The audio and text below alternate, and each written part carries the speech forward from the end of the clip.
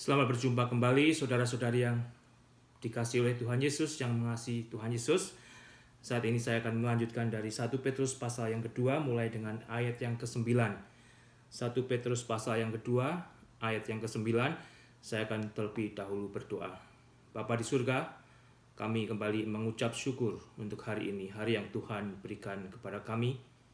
Penuhi kami dengan Roh Kudus-Mu, ajar kami untuk kami juga boleh menggunakan hari yang Tuhan berikan dengan bijaksana.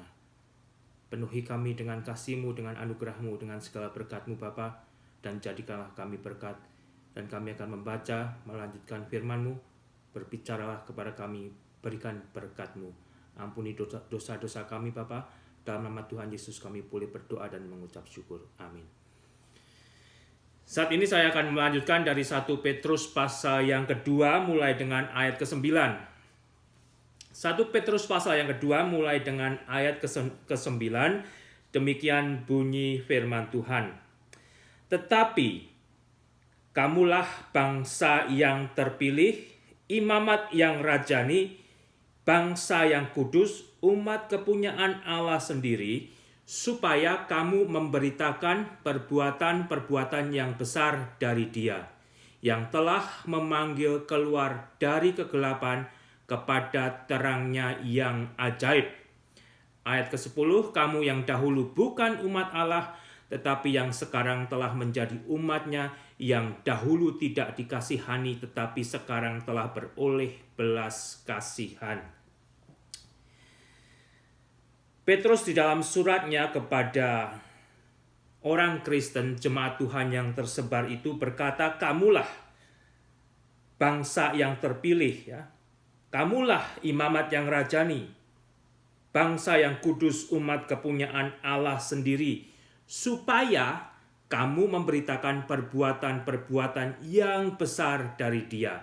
Dia yang telah memanggil kamu keluar dari kegelapan kepada terangnya yang ajaib.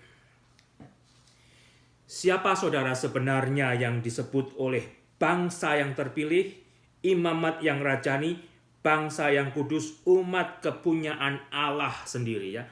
Umat kepunyaan Allah sendiri. Ini siapa? Siapa saudara yang disebut umat kepunyaan Allah sendiri, yang dideskripsikan sebagai bangsa yang terpilih, imamat yang rajani, bangsa yang kudus, yang dipanggil, diberi tugas untuk memberitakan perbuatan-perbuatan yang besar dari Allah yang telah memanggil mereka keluar dari kegelapan kepada terang Kristus yang ajaib. Tidak lain sebenarnya adalah gereja Tuhan sendiri, ya. Jemaat Tuhan sendiri, ya. Inilah generasi masa gereja. Tentunya kekristenan, kalau saudara pernah mungkin berpikir, kapan ya bertanya kekristenan itu mulai, ya. Sampai berapa lama kekristenan itu, jemaat Tuhan atau gereja Tuhan ini akan bertahan, berakhir, akan ada. Tentunya kalau saudara sudah membaca Alkitab, kekristenan awal atau akar dari kekristenan itu sejak semula. Saya harap saudara tidak bingung, ya. Awal akar kekristenan itu sudah ada sejak semula. Yesus yang menjadi awal daripada lahirnya kekristenan di bumi ini telah ada sejak semula. Sebelum bumi dan segala isinya diciptakan. Akarnya sejak semula, tetapi saya katakan masa kelahirannya tiba ketika Yesus datang ke dalam dunia. Dan sampai kapan usia gereja ini akan bertahan?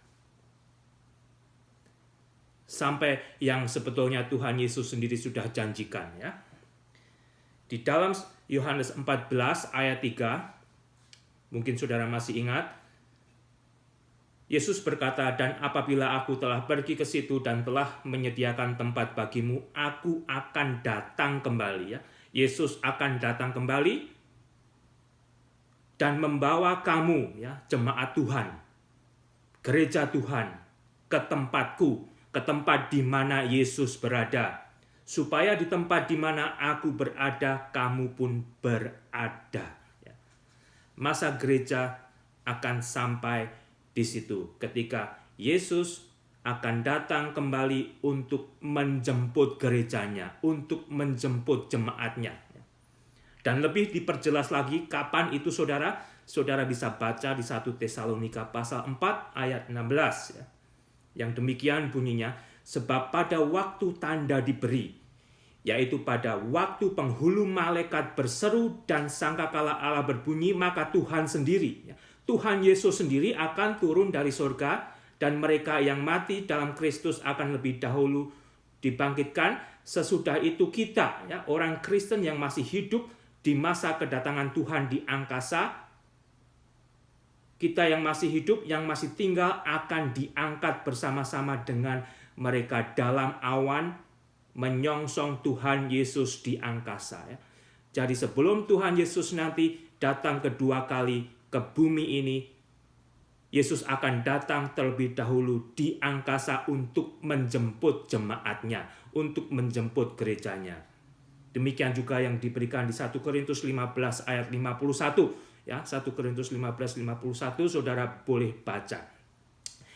Jadi kembali saudara, siapakah yang disebut oleh bangsa yang terpilih, imamat yang rajani, bangsa yang kudus, umat kepunyaan Allah sendiri, gereja Tuhan, jemaat Tuhan. Saya dan saudara saat ini berada di dalam hidup di dalam masa anugerah. Masa gereja adalah masa anugerah. Kitalah bangsa, kitalah generasi yang dipilih oleh Allah sendiri. Dipilih untuk apa saudara? Untuk memberitakan perbuatan-perbuatan yang besar dari Allah yang telah memanggil saya dan saudara dan setiap orang Kristen keluar dari kegelapan kepada terangnya yang ajaib.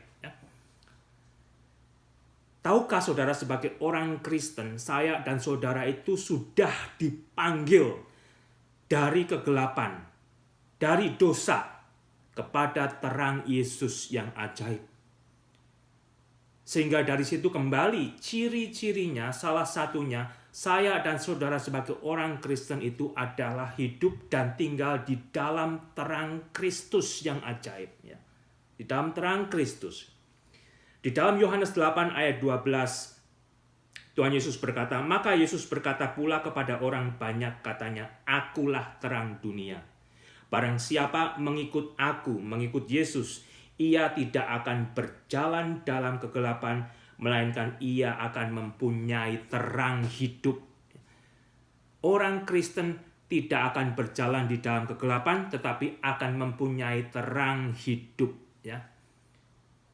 Itu saudara, panggilan saya dan saudara yang diberikan, yang diajarkan oleh Alkitab, salah satunya memberitakan perbuatan-perbuatan besar dari Allah yang sudah memanggil kita dari kegelapan kepada terangnya yang ajaib.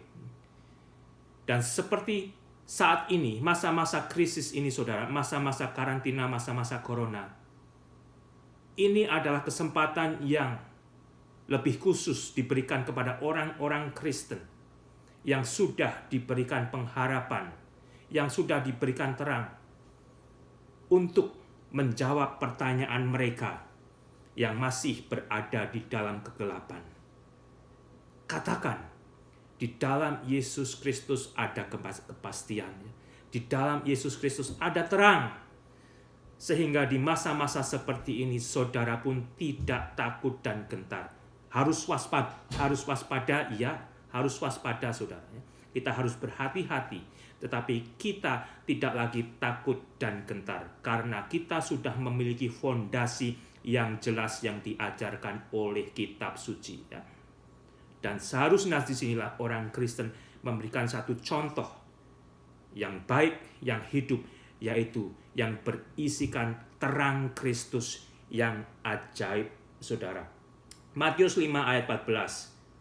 Tuhan Yesus berkata, kamu adalah terang dunia, kota yang terletak di atas gunung tidak mungkin tersembunyi. Lagi pula orang tidak menyalakan pelita lalu meletakkannya di bawah gantang, melainkan di atas kaki Dian sehingga menerangi semua orang di dalam rumah itu. Demikianlah hendaknya terangmu bercahaya di depan orang supaya apa saudara? Tuhan Yesus berkata, supaya mereka melihat perbuatanmu yang baik dan memuliakan Bapamu yang di sorga. Itulah salah satu panggilan, itulah salah satu tujuan hidup orang Kristen, agar kita menyaksikan perbuatan-perbuatan yang besar dari Allah yang sudah memanggil orang Kristen keluar dari kegelapan kepada terangnya yang ajaib. Hidup di dalam terang, berbuatlah di dalam terang, dan biarlah orang-orang lain yang melihat juga akhirnya melihat terang Allah di dalam Kristus dan memuliakan Bapa. Itu panggilan saudara bagi setiap orang Kristen. Dan saya harap saudara telah menemukan itu dan saudara telah bertumbuh dan mau dipertumbuhkan untuk mempraktekkan panggilan Tuhan bagi saudara sebagai orang Kristen. Ayat 10 kita diingatkan, kamu dahulu bukan umat Allah ya, tetapi sekarang telah menjadi umatnya. Yang dahulu tidak dikasihani tetapi sekarang telah beroleh belas kasihan. Itulah saudara, saya dan saudara, generasi saat ini, bangsa yang terpilih ini, kita hidup di dalam masa anugerah Tuhan yang luar biasa. Sama, sebelum saya dulu menyatakan dan mau menerima, mau taat kepada Yesus Kristus untuk dikuduskan, untuk diampuni dosanya, saya sama dengan manusia-manusia lain yang di luar Kristus saat ini.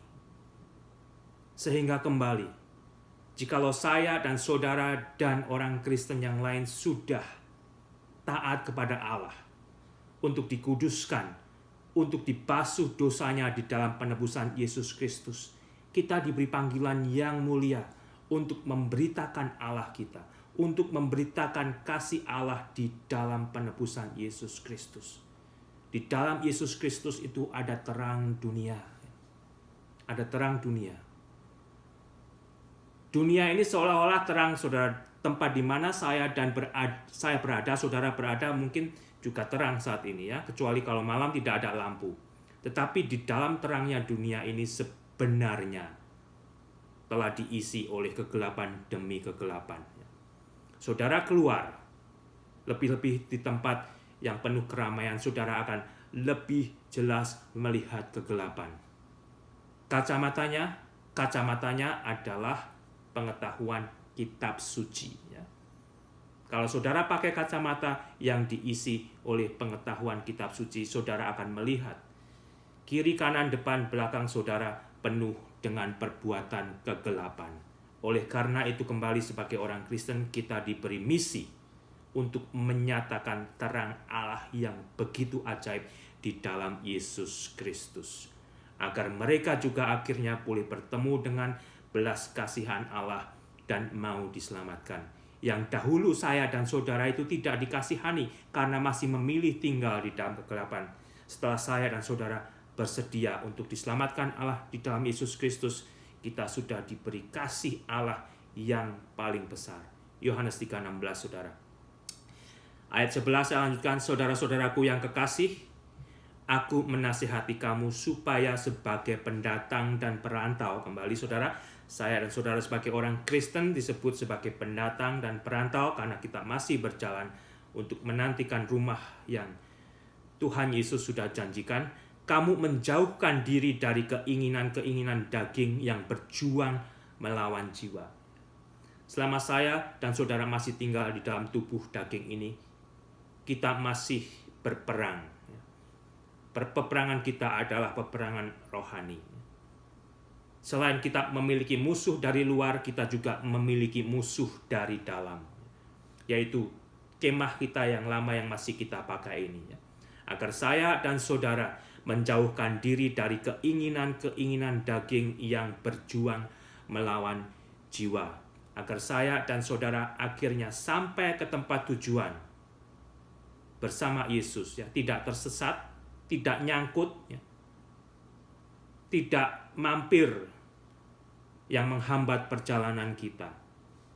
Ya, sebagai pendatang, sebagai perantau, biarlah saya dan saudara terus berjalan di dalam jalan yang benar. Kembali jalan yang benar itu diterangi oleh firman Tuhan. Kalau misalkan ada seseorang yang mudik ya, dari Jakarta ke Solo atau ke Surabaya atau kemana saudara, dari Sumatera, dari Kalimantan ke Jawa, kalau melihat kiri kanan, oh banyak yang indah, banyak yang menarik, ya, banyak yang menggoda. Kalau tidak bisa fokus saudara, tidak sampai di tempat tujuan, ya. Terhambat, tersesat, bahkan akhirnya nyantol di suatu tempat karena mengingini keinginan dagingnya, nafsunya. Yang lebih berbahaya adalah saya dan saudara sebagai orang Kristen yang di dunia ini disebut sebagai pendatang, sebagai pengembara. Kalau saya dan saudara tidak mengarahkan kehidupan jalan ini di jalan yang benar, yang diterangi oleh terang Tuhan yang ajaib, kita bisa tersesat, kita bisa terpleset, kita bisa terhambat, kita bisa tersandung, kita bisa jatuh sakit. Hati-hati saudara. Milikilah cara hidup yang baik, ayat 12. Milikilah cara hidup yang baik di tengah-tengah bangsa-bangsa bukan Yahudi. Atau dengan kata lain, milikilah kesaksian yang baik di antara bangsa-bangsa yang tidak percaya kepada Tuhan Yesus Kristus. Supaya apabila mereka memfitnah kamu sebagai orang durjana, ya, difitnah sebagai orang durjana, fitnah kan berarti tidak benar, mereka dapat melihat dari perbuatan-perbuatanmu yang baik dan memuliakan Allah pada hari Allah melawat mereka. Kembali saya dan saudara dipanggil untuk menjadi kesaksian hidup. Mungkin ada orang-orang yang belum pernah membaca Alkitab, sudah pernah mendengar cerita kisah tentang Yesus Kristus. Dan mungkin diri saudara adalah cerita Alkitab yang mereka lihat saudara, yang mereka alami.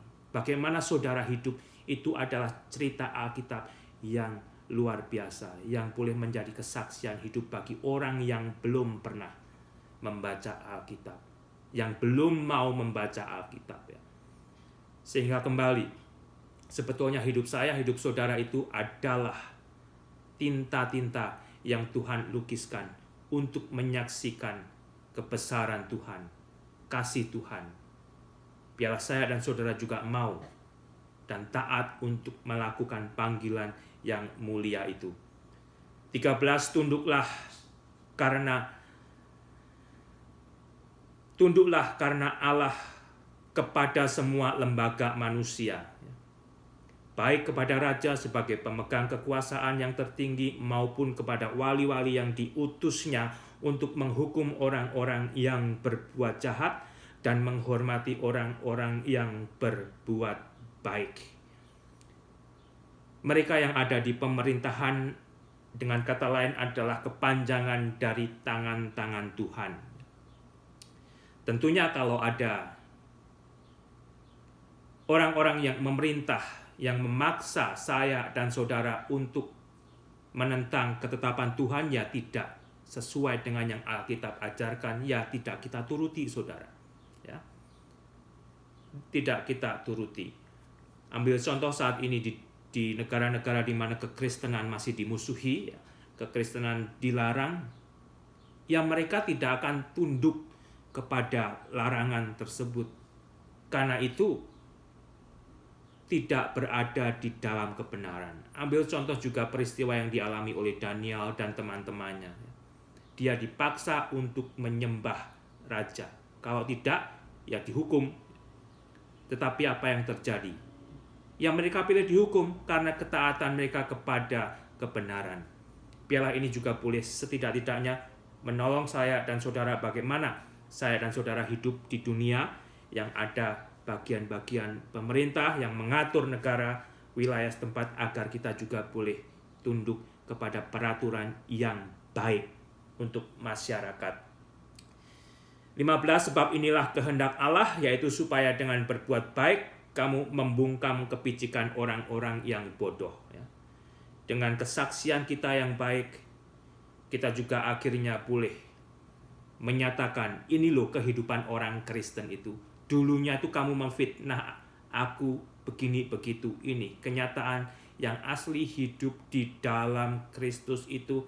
Ada terang, tidak ada kegelapan, tidak ada kejahatan, tidak ada tipu muslihat. Ya.